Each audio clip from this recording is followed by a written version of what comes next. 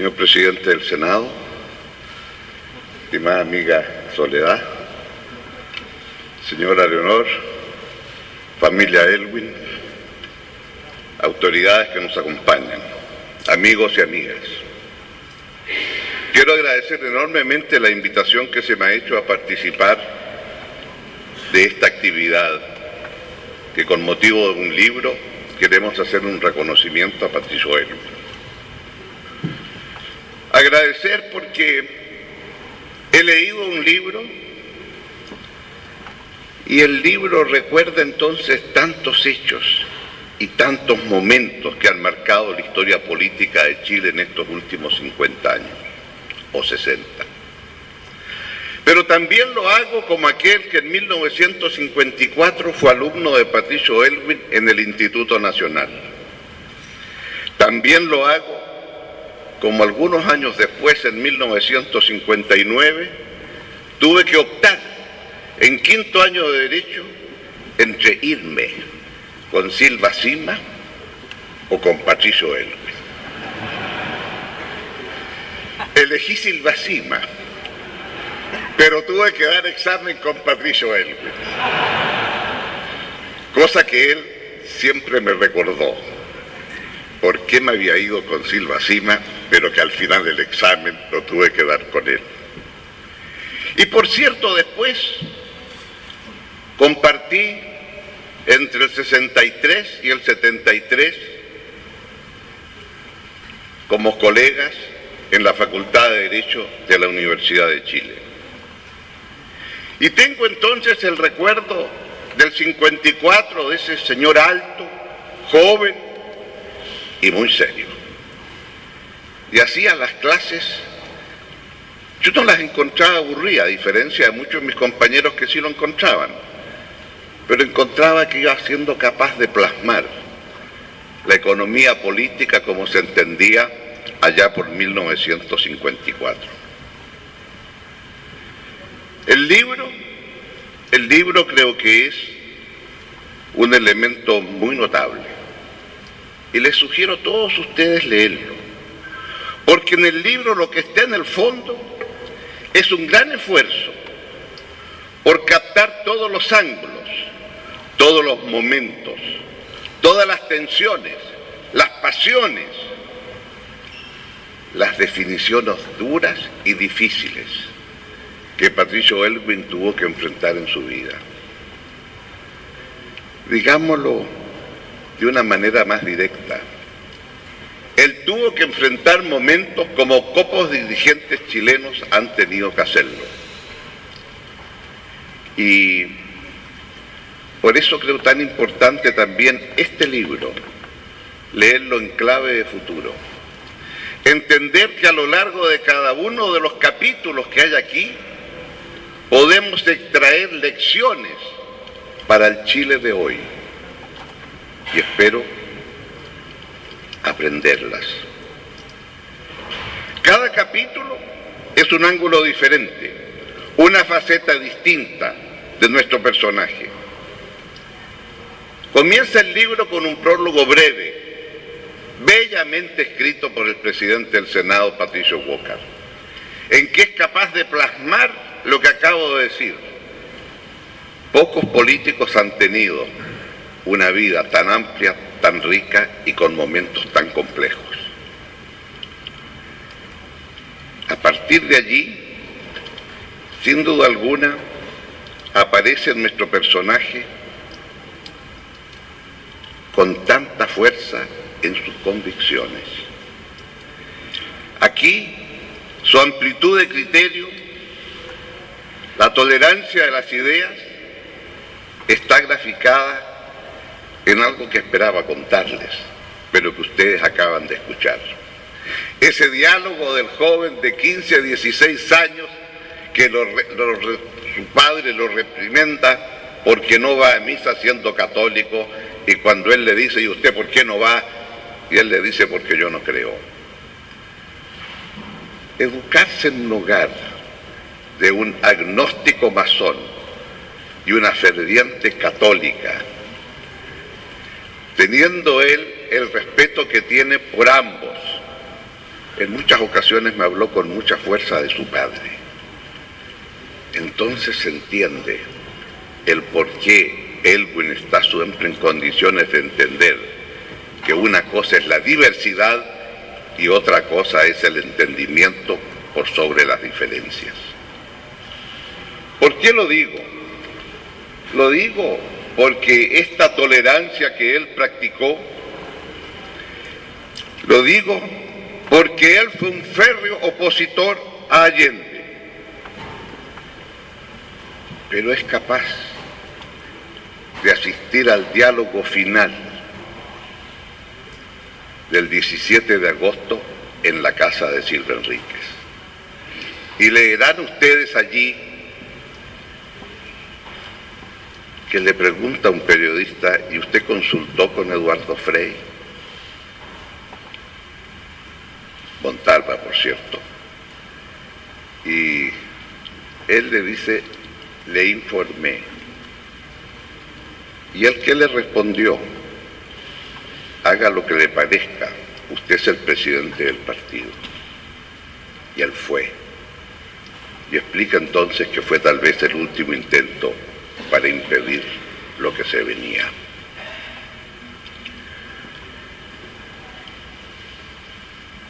Es este mismo Elwin que plantea el camino propio con fuerza. Está reflejado en el libro, en la Junta del 68. El mismo Elwin que 20 años después reflexiona sobre el golpe. Pero antes de eso, quisiera decir que todos, o la mayoría de los que estamos aquí, recordamos a ese feroz opositor de Allende como presidente de Chile, haciendo el funeral de Estado, que como le dijera a Tencha Allende, le debo a usted un funeral de Estado de su esposo. Y 20 años después de Allende presidente, un 4 de septiembre de 1990, Elwin entonces en ese funeral de Estado hace un planteamiento muy concreto. Y en medio del discurso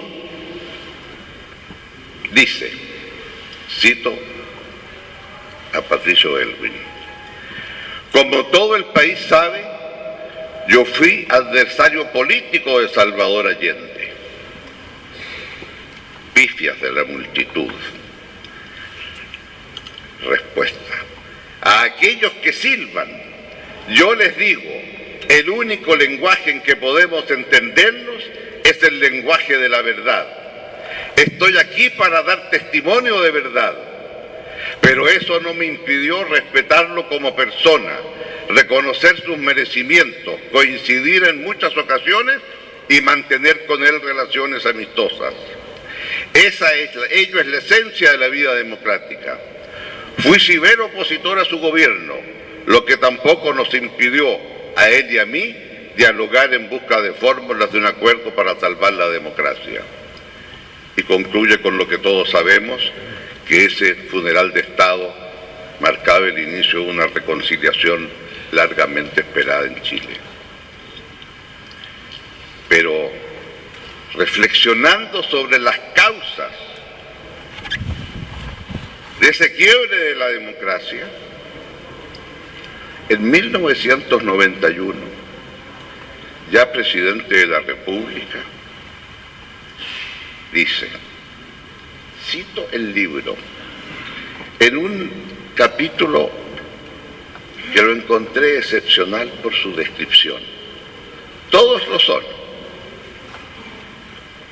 pero este comienza con un latinazgo.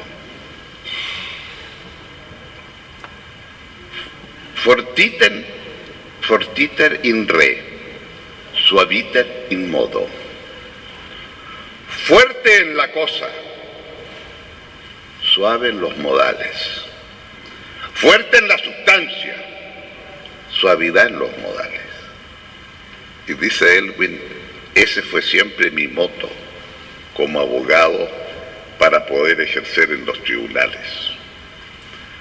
Fuerte en los conceptos, en el fondo de la cuestión, suave en la forma de decirlo. Es ese Elwin.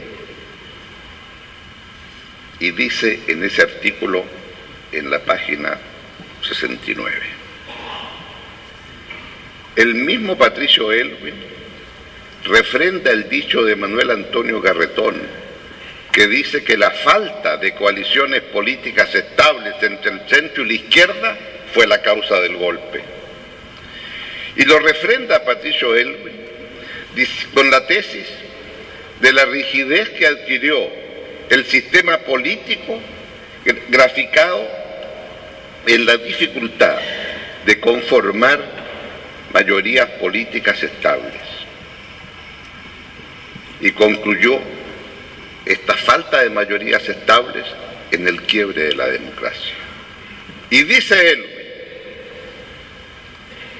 las circunstancias de estar divididas las corrientes de opinión en tres grandes tendencias, eso determinó que los gobiernos democráticos no fueran gobiernos de mayoría, sino que gobiernos de la minoría más numerosa. Eso, sin duda, contribuyó a debilitar la eficacia del sistema y a producir su quiebre. Esa es la enseñanza profunda de Patricio Elwin. Los 3/3 nos llevaron al quiebre del sistema democrático.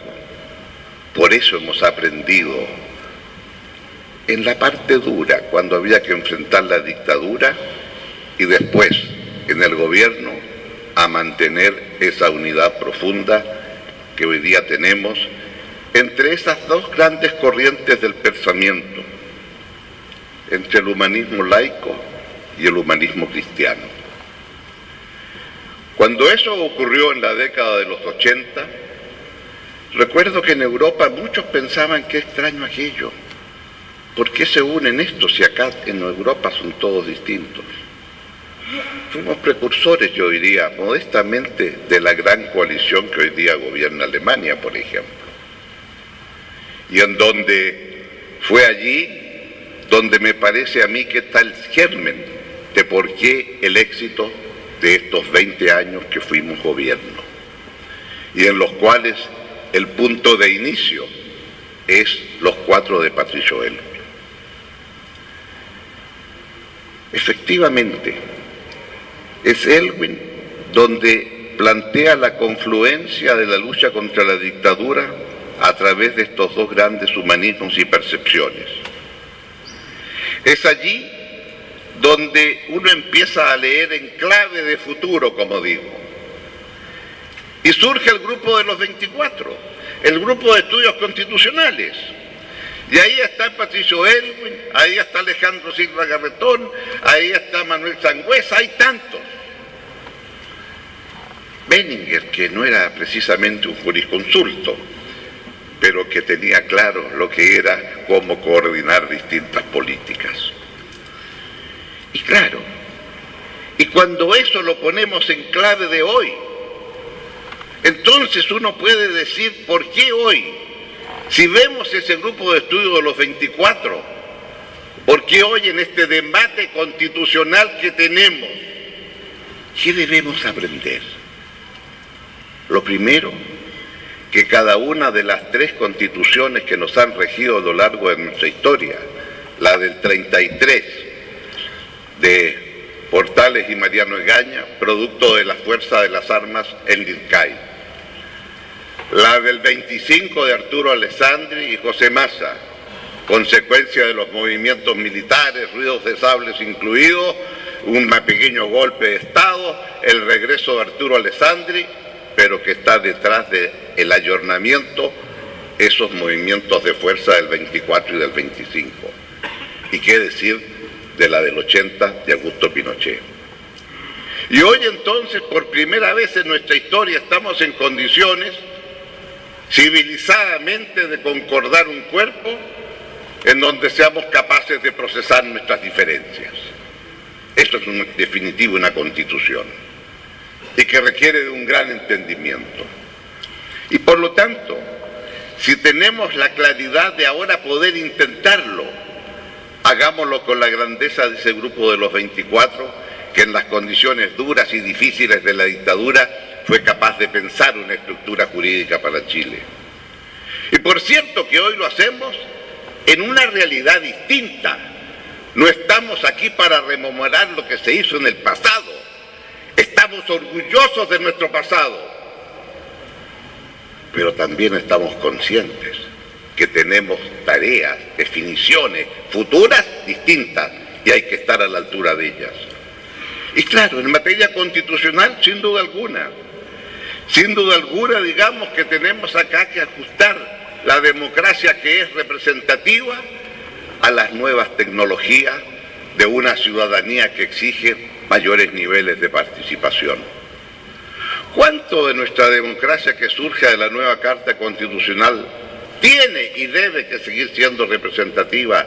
¿Y qué espacios creamos para que haya gobernabilidad, pero también capacidad civilizada de escuchar las demandas de la ciudadanía a través de las nuevas formas de comunicación que tenemos?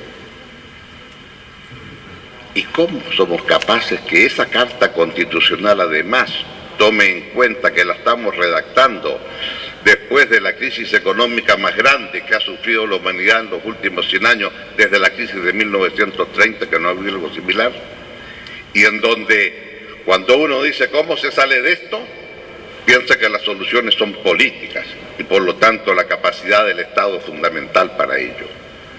Y por lo tanto, cuando hay entonces una constitución que dice Estado subsidiario, tenemos que revisar.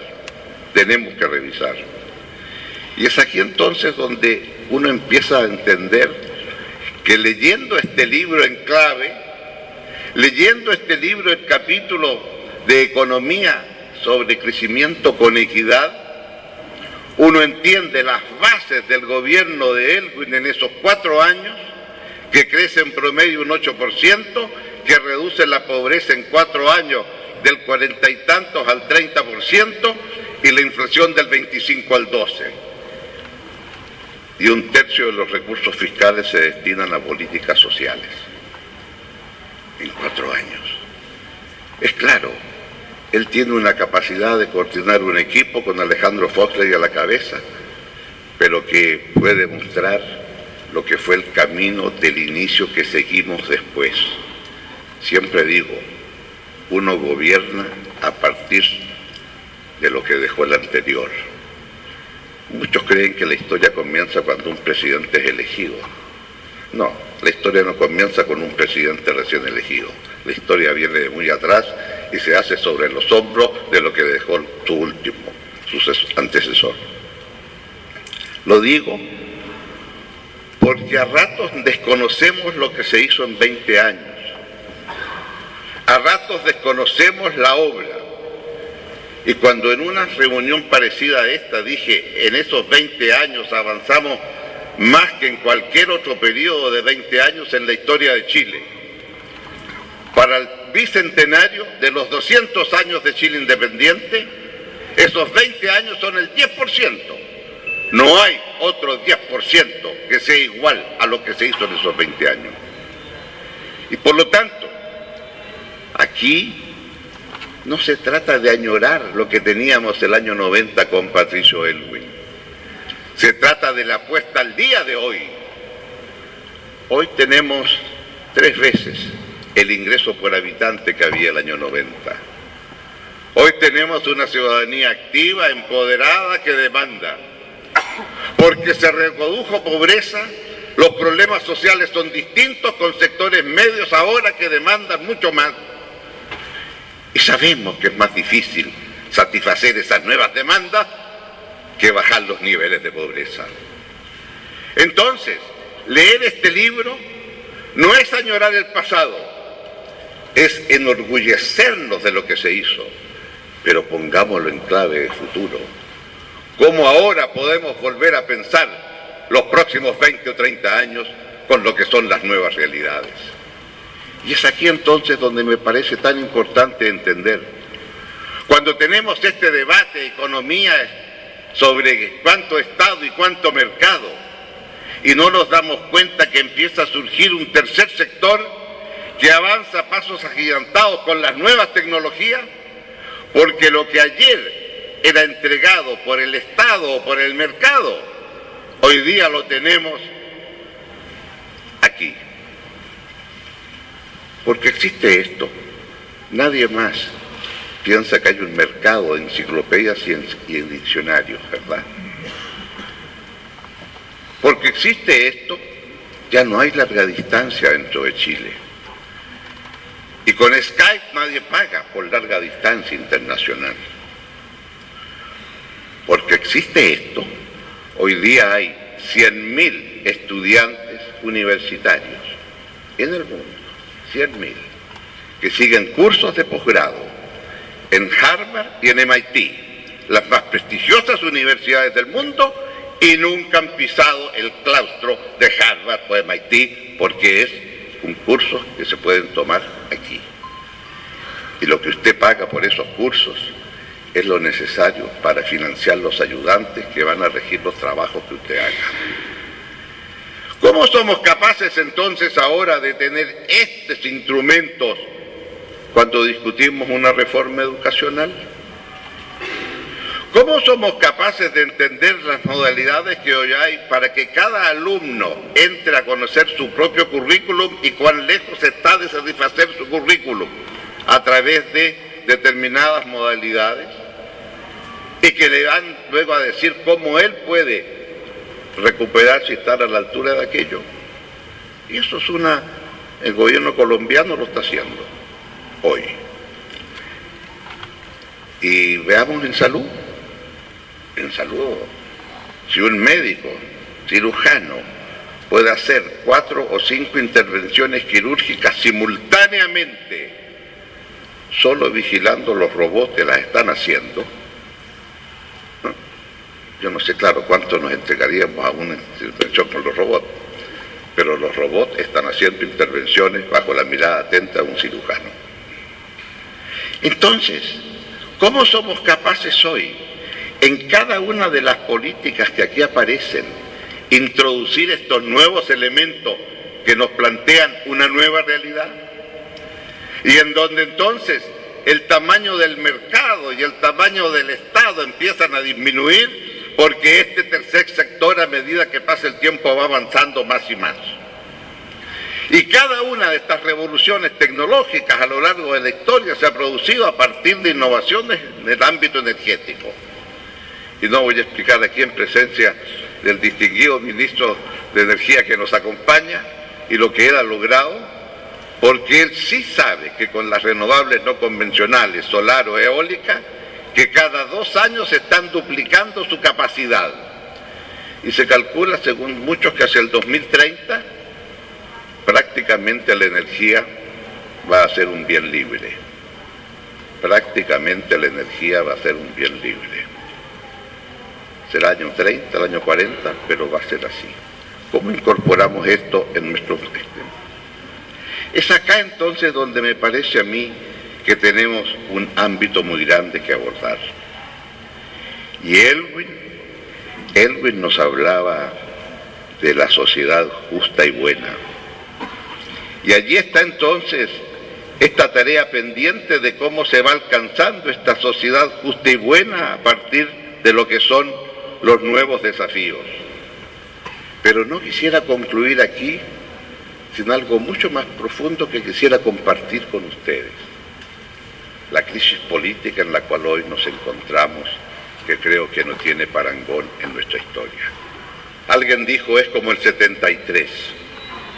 No, el 73 son 2 visiones que se enfrentan unas a otras, pero con una fuerza y una épica de cada uno de los actores, como nunca antes.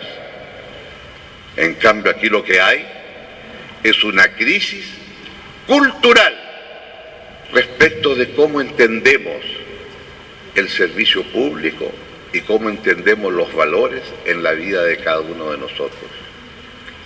Los valores del hogar de Patricio Elwin en los cuales se formó no era la búsqueda de riqueza ni de honores,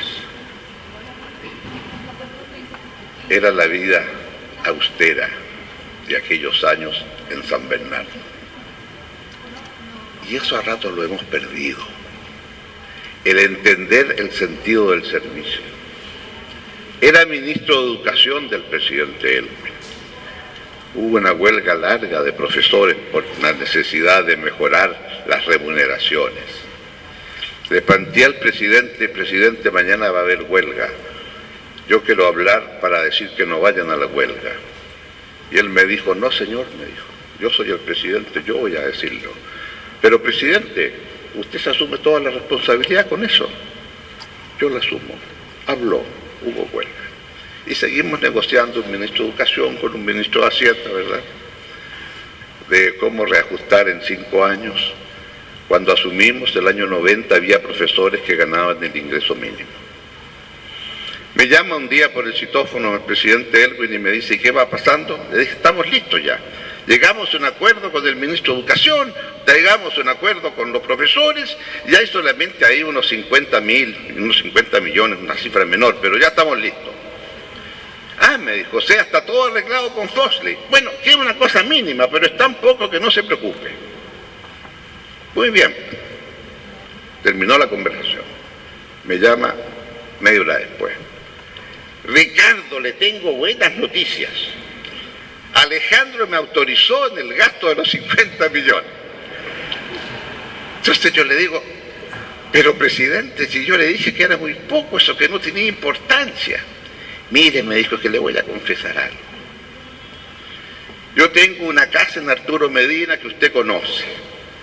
Tengo una casa en Algarrobo que usted también conoce. Y mi auto Peugeot. Todo eso suma como 150 millones. Todo lo que es superior a eso excede mi capacidad de comprensión.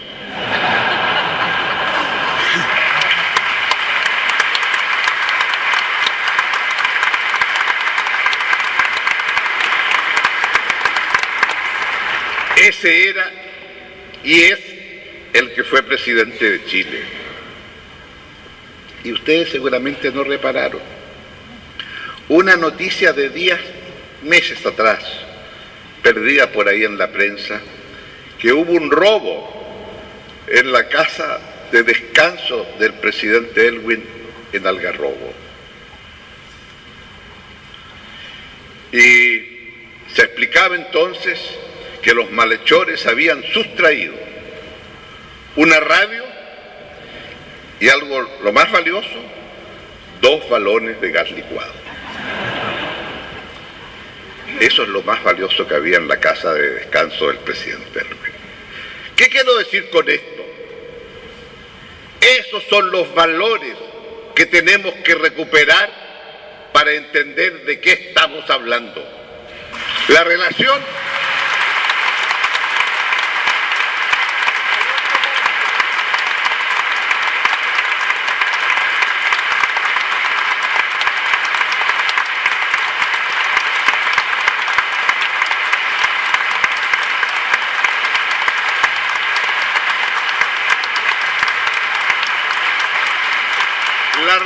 entre dinero y política siempre, desde Aristóteles, ha sido tortuosa.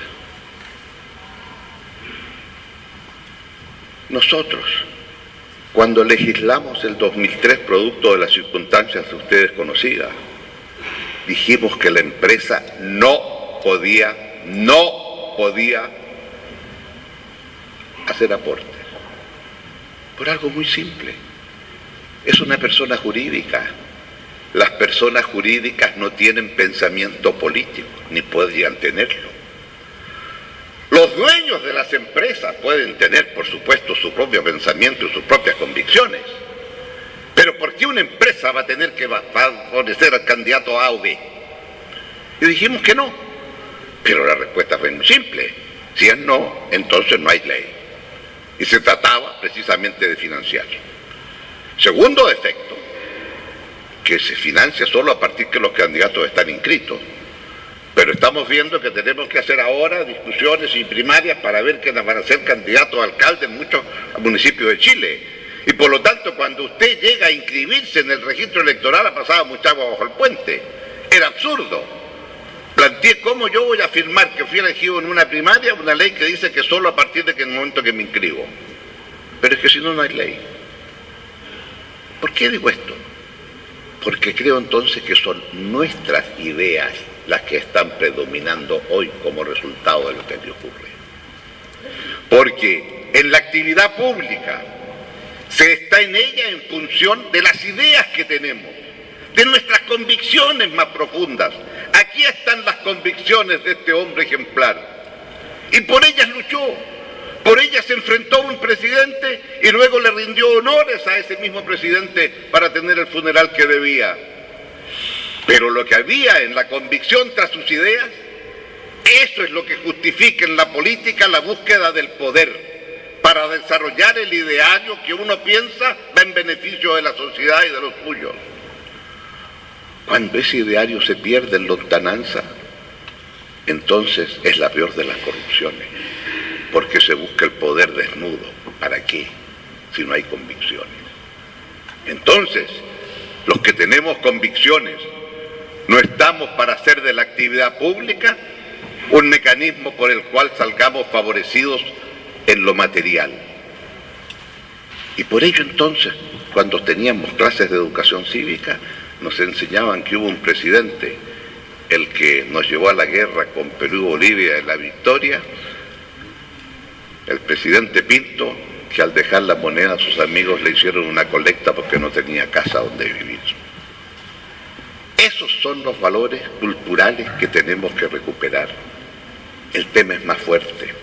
Y yo creo entonces, lean por favor este texto. En este texto van a ver la pasión, el corazón, la razón de las ideas, el diálogo, el entender al contrario. Van a entender el sentido del servicio público, pero más profundo, van a entender una vocación que a ratos se nos ha perdido. Y por eso creo entonces que esta crisis requiere una convergencia muy grande de voluntades. El esfuerzo es más complejo, porque en último término es en las instituciones del Poder Legislativo que tienen que entregar las normas básicas, y es el Poder Ejecutivo el que debe conducir. Pero nosotros, como coalición política que tenemos que aprender a cuidar, debemos estar en condiciones de señalar un camino de futuro. Es más compleja la tarea. Miro atrás y pienso que era más fácil decir no a la dictadura. Es más difícil decir pongámonos a trabajar para recuperar los valores que todo el país nos está reclamando. Valores que Patricio Aylwin, con su vida y su testimonio, nos dice cuál es el camino para lograrlo. Muchas gracias.